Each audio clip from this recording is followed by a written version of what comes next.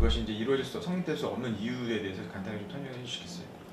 조 의원님이 발의하신 이제 입법 취지에 보면 어쨌든 저출생 대책으로서 이걸 냈다라고 나와요. 맞아요. 네, 저는 대한민국 이제 소멸 사회가 되어가고 있다고 생각해요. 성장하고 팽창하다가 정체되다가 이제 소멸로 접어든 사회인데, 우리 사회가 지금 소멸로 접어든 마당에 뭐든지 다 해봐야 된다. 절박함이 있습니다. 우리 대한민국에도 이미 한국의 문제들을 외국인을 통해서 푸는 영역들이 많잖아요. 그래서 이거 한번 적용해 보자. 일단 이 법률은 크게 두 가지입니다. 하나는 우리나라의 두 가지 현실을 좀 제가 바꿔보고 싶어서 제안을 한 건데요. 발의를 하고 또 10명의 의원들이 동의하시고 계시고요. 첫째는 가사도우미 시장을 외국인한테 개방하는 겁니다. 근데 이제 저출생의 원인이 무엇인가가 원래 이 원인에 맞는 진단을 해야 되잖아요. 그리고 출산율 낮아지는 거. 결국 뭐냐, 여성들이 육아와 출산에 대한 그 부담, 출산하면 퇴사한다, 한 줄로 정리되는 이 두려움. 여성이 사회생활 열심히 공부해서 사회생활 시작했는데 출산하면 퇴사한다. 이 사회의 공식을 깨지 않으면 절대로 출산율 올라가지 않는다. 근데 많은 분들이 나가서 일하는 거 홀딱 다 우리 애 봐주시는 분한테, 가사 도움해주시는 분한테 맡기고 있다. 이게 말이 되냐? 나 차라리 직장 그만두고 애랑 살고 싶다. 그럼 이게 경력 단절이에요. 2019년 통계에 의하면 경력 단절 여성이 출산 여성 3명 중에 1명이에요. 그리고 경력 단절의 가장 큰 이유는 육아에 대한 부담입니다. 가사에 대한 부담. 그러니까 이걸 어떻게든지 바꿔줘야 된다. 그런데 그걸 저출생의 대책이라고 얘기하는 거는 노동시장에서 여성들이 성차별로 사실 육아의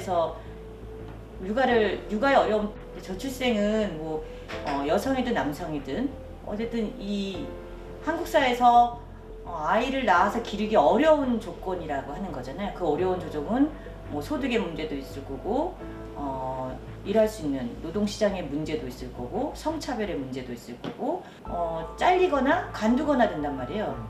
이런 부분에 대한 고려 없이 육아 싸게 100만 원으로 해줄 테니까 그럼 너네는 애를 낳아 라고 하는 것 자체가 문제의식이 저출생의 원인에 대한 종합적인 판단이 전혀 없다.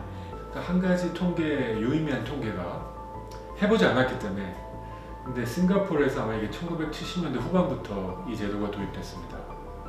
그때 당시 제 통계에 의하면 싱가포르 여성들의 사회 참여율이 15%. 근데 이 제도가 도입되고 10년, 20년을 흘려서 지금은 60%가 넘습니다. 자, 그러면 이 제도가 여성들의 사회 참여율을 높인다라는 건 검증된 거죠. 그러면 사회 참여율이 높아지면 과연 이게 출산율을 올릴 수 있느냐? 저는 굉장히 가능성이 높다고 생각합니다. 왜냐면 저는 출산은 선택인데 우리 젊은 여성들한테는 의무가 아니고, 근데 이 선택이 너무 비싼 선택이 되면 안 됩니다. 이 선택이 내가 애가 좋아서 결혼을 해서 여러 가지 이유로 해볼 만한 선택이다 라고까지만 만들어주고, 우리 청년들에게 여러 가지 다양한 선택을 하게 만들어주면 저는 0.78에서 이 숫자가 더 이상 떨어지지 않고 다시 이 커브가 꺾일 거라고 생각합니다. 어쨌든 저는 이제 성차별적이라고 보는 이유가 뭐냐면 가사 노동자들이 대부분이 여성이에요. 노동 조건이나 임금이 나쁘니까 남성들이 안 하는 거잖아요. 이제 그렇게 좋게 된다라면, 그렇게 되면 성차별적인 것이라든가 이런 것도 사라지겠죠. 그리고 성별 분업이라든가 성적 편견, 이거는 여성의 일, 남성의 일, 이런 편견들도 사라지겠죠. 근데 지금처럼 외국인 가사 노동자를 100만 원에 했다. 그럼 그 외국인 여성들이죠. 외국인 남성은 아니잖아요. 근데 그런 면에서 이런 성차별적인 사회를 공고화할 거고, 그리고 여성의 가사 분담이 전담되고 있는 가사 노동 전담 또는 돌봄 노동 전담에 대한 이해가 없다. 이런 게 있을 거고, 그다음에 뭐 세 번째는 가사 돌봄 노동이라고 하는 것에 대해서 너무 저평가하고 있다. 그러니까 되게 힘들고 어려운 노동인데도 불구하고 외국인 노동자니까 그럼 100만 원 해도 돼. 이런 거는 일단 가사 돌봄에 대한 낮은 평가, 성차별적이고 인종차별적인 시각이 있다. 근데 이 가격으로 일할 사람이 있겠냐? 이게 지금 문제의 핵심이지 않습니까? 근데 저희가 이 과정에서 소위 그 해외에서 인력을 송출해서 송입해서 해외 가사 도우미를 쓰는 여러 나라들, 싱가포르, 홍콩 여러 나라들 봤을 때 30 몇만 원부터 70 몇만 원 수준의 이제 국제 시장 가격이 형성되어 있고요. 뭐 오는 비행기표, 뭐 여러 가지 각종 복지제도 하면 한 1,000불 내외의 그 시장 가격이 국제 노동 시장 가격이 있습니다. 근데 이분들한테 저희가 한 1,000불 내외, 140, 50만 원 할 텐데 이분들한테 드리면 대한민국으로 오실 수 있냐?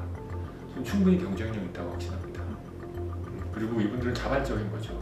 그래서 싱가포르 등지에서 몇몇 분들이 한국 가실 생각이 있냐 이 정도면 싱가포르 대신 한국 가겠다라는 분들도 있는 걸로 저는 알고 있어요. 굉장히 좋은 발상 아닙니까? 이게 인권 침해예요. 딱 듣기에 이거 너무한 거 아니야? 하실 수 있습니다. 아무리 우리 조차고 이렇게 할 수 있어요? 그런 마음 저도 100번 있고요. 저도 굉장히 보좌진들하고 여러 번 회의하면서 그런 얘기하는 끝까지 고민했습니다. 지금 우리 사회가 소멸사회인데요.